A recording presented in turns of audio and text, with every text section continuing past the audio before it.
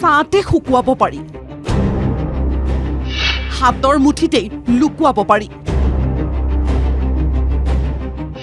বানাক্ৰান্তক দিয়া চৰকাৰী তুলিৰ চমৎকাৰ। শিৱসাগৰৰ বিধায়ক অখিল গগৈৰ প্ৰত্যাহ্বান। মন্ত্ৰী সুশান্ত বৰগোহাঁয়ে শুই দেখুৱাওক সেই তুলিত। তুলিখন ছাতে শুকোৱা, মুঠিতে লুকোৱা। আমাৰ অসমীয়া মানুহে যে আগতে কাপোৰ বয় যে পাট কাপোৰ, ছাতে শুকায়, মানে ৰ'দত দিয়াৰ দৰকাৰ নাই, ইমান মিহিকে বনায়। মুঠিতে লুকাই যায়, ইমান মিহিকে বনাই যায়, হাততে লুকুৱাই থ'ব পাৰি মেখেলা চাদৰখন। এতিয়া গোটেই সুশান্ত বৰগোহাঁইৰ যিখন তুলি, সেইখন হাততে এনেকৈ ধৰি থাকিব পাৰি। মানুহটো মূৰটো পেলালে মানে ভৰিটো ওলাই থাকে, ভৰিটো দি দিলে মানে মূৰটো বাহিৰত থাকে। ইমান কি তুলি দিছে, সুশান্তই নিজে এবাৰ শুই দেখুৱাওক। উজনিৰ 4 জিলাৰ বানাক্ৰান্তলৈ চৰকাৰে তুলিৰ নামত দিয়া আচহুৱা সামগ্ৰীবিধক লৈ খং কমা নাই বন্যাৰ্তৰ। ৰাইজৰ অভিযোগ, সাধাৰণ তুলিখনৰ নামতো ৰাইজক ঠগিলে চৰকাৰে। মন কৰিবলগীয়া যে 5,50,00,000 টকাৰে উজনিৰ 4 জিলাত 1 লাখ তুলি দিছিল অসম চৰকাৰৰ জলসম্পদ বিভাগে। নিবিদাৰ চৰ্ত অনুসৰি তুলিৰ দৈৰ্ঘ্য হ'ব লাগিছিল 6 ফুট, বহলে হ'ব লাগিছিল 3 ফুট। কিন্তু যুগনিয়াৰে যোগান ধৰা তুলিৰ দৈৰ্ঘ্য হ'লগৈ সৰ্বাধিক 5 ফুট, বহলে হ'লগৈ 2.5 ফুট। মানুহ এজনে ভালদৰে শুব নোৱাৰা তুলিখনত কপাহৰ নামত সুমুৱাই দিয়া হ'ল ফটা কাপোৰ আৰু জাবৰ। বানাক্ৰান্ত এলেকাত সম্প্ৰতি চৰকাৰী চমৎকাৰত পৰিণত হৈছে এই তুলি। চৰকাৰৰ কামৰ এই নমুনা দেখি হতাশ হৈ পৰিছে বানাক্ৰান্ত ৰাইজ।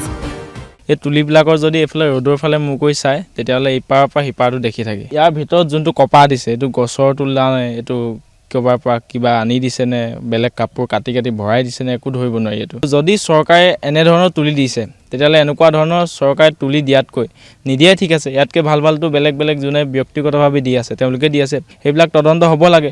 ইমান মানুহক এনেধৰণে ঠগিছে তেওঁলোকে। এইখন আছে 4.5 ফুটমান আছে, মই আছোঁ 5 ফুটতকৈ ওপৰত। তেতিয়াহ'লে মোৰ যদি মাথাটো ওলাই থাকে, ইফালে ভৰিকেইটা লুকাই থাকে, যদি ইফালে ভৰিকেইটা লুকাই থাকে, মোৰ মাথাটো সোমাই থাকে।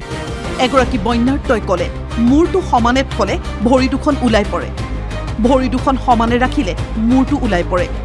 সাধাৰণ ৰাইজৰে আশংকা, তুলি যোগানত অনিয়ম হৈছে। ফটা কাপোৰেৰে ভৰ্তি কৰি থোৱা তুলিত নাই চিলাই, দাঙি ধৰিলে আৰবেৰো দেখা পায় তুলিৰ মাজেৰে। অসহায় বানাক্ৰান্ত ৰাইজক কি ভয়ংকৰ উপহাস চৰকাৰৰ। এইখনৰ অৱস্থাটো মই কি বুলি ক'ম এতিয়া। মোৰ সৰু ল'ৰাটো আছে 5 ফুট 9 ইঞ্চি, 5 ফুট 9 ইঞ্চি আছে। সি আগলৈ ল'বলৈ হ'লেও তাৰমানে ভৰিকেইটা এবেকেটমান ওলাই থাকে, আৰু ভৰিকেইটালৈ ল'বলৈ হ'লে মাথাটো নপৰে তাৰমানে, আৰু ধনুখন আগতে শুব লাগিব। সেই তাৰ বদলি এনেকুৱা তুলিত নহওঁ বুলি সেইখন বেকৱাৰ্ড কৰি পিনে থৈ দিছে, চিলাই নাই আৰু কপা নাই। কপাৰ বদলি এইটো কাপোৰৰ টুকুৰা নেকি, মই অনুমান কৰিবলৈ পাইছোঁ। তাৰমানে কিছুমান কাপোৰৰ জাবৰা বনাবলৈ পায় যে, কাপোৰৰ জাবৰা, সেনেকুৱা কাপোৰৰ জাবৰা বনোৱা আছে। সেইটো তাৰমানে এইবোৰ দুৰ্নীতি কৰা যেন লাগিছে তাৰমানে, কাৰণ বিচনাখনতে নহয়গৈ। 5,50,00,000ত 1 লাখ তুলি। একোখন তুলিৰ বাবদ 550 টকাকৈ ধৰিলে যুগনিয়াৰে। কিন্তু চৰকাৰে বানাক্ৰান্তক যোগান ধৰা এই তুলি কিমান টকাত পোৱা যায় বজাৰত, তাৰো অনুসন্ধান কৰিছিল আমাৰ সাংবাদিকে। চৰকাৰে দিয়া তুলি 150 টকাতে পায় বজাৰত। একচুৱেলিতো তুলিগিলা কাপোৰে দি বনোৱা নাযায়। সেইটো তুলি বুলি ক'লে এইটো ভিতৰত তুলীয়া থাকিবই লাগে। এতিয়া কাপোৰে দি বনালে কাপোৰগিলাটো ফেলাই দিয়া বস্তু, এইগিলা পেলনিয়ে যায়। এইগিলা কাপোৰৰ দাম বেছি নহয়। এটা মিস্ত্ৰীক দিলে আৰু বনালে আৰু কিমান ল'ব? 100 টকা 50 টকাত সি বনাই দিব। ইয়াক খৰচ বেছি 200-150 টকাত হৈ যাব। তা আমি যিটো বনাওঁ, আমাৰ যিটো প্ৰাইভেটকৈ বেচা বা এনেকুৱা ঘৰুৱা বেচা, এইবিলাকে আমি 3 ফুট বাই 6.5 ফুট থাকে, সেইটো আমি 400 টকাত 350 টকাত দিব পাৰি। একেই চাইজৰ যিখনত তোলা থাকে আপোনালোকে কিমানত দিব পাৰি? সেইটো আপুনি 350-400 আমি দিব পাৰোঁ। আৰু সেইটো চাইজটো হ'ল 3 ফুট বাই 6.5 ফুট, মোটাটো 2 ইঞ্চি হ'ব।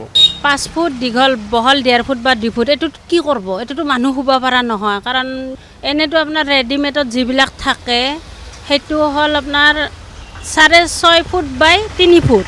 সেইটো হ'ল একজনীয়ে, এটা মানুহ শুব পাৰে। সেইবিলাক কিমান হ'ব? আৰু আপোনাৰ 200-150 এনেকুৱা টাইপতে হ'ব। আচম্বিতে অহা জলপ্ৰলয়ত সৰ্বস্ব হেৰুওৱা এজাক মানুহ। এই মানুহখিনিৰ বহুতৰে এনেকুৱা অৱস্থা যে কেতিয়াও কাৰো ওচৰত হাত পাতিব লগা হোৱা নাছিল, কিন্তু জলপ্ৰলয়ে সকলো সলাই পেলালে। সেই মানুহখিনিকে তুলি যোগান দিয়াৰ নামত চৰম উপহাস চৰকাৰৰ। নাপায় এনেকুৱা কৰিব। জলসম্পদ বিভাগৰ তুলি দেখি বানাক্ৰান্ত ৰাইজে কৈছে তাতকৈ নিদিয়া হ'লেই ভাল আছিল। একাংশৰ অভিযোগ বানাক্ৰান্তৰ তুলিৰ নামতো কমিছন খাইছে মন্ত্ৰী সুশান্তই। বান সাহায্যৰ এই বিতৰ্কত মন্ত্ৰী সুশান্তৰ বাবে এতিয়া অস্বস্তিত মুখ্যমন্ত্ৰীও। অনিয়ম স্পষ্ট। এতিয়া বিষয়টোক লৈ তদন্তৰ দাবী কৰিছে বিৰোধীয়ে। এইটো একেবাৰে নেগলেক্ট কৰা হৈছে।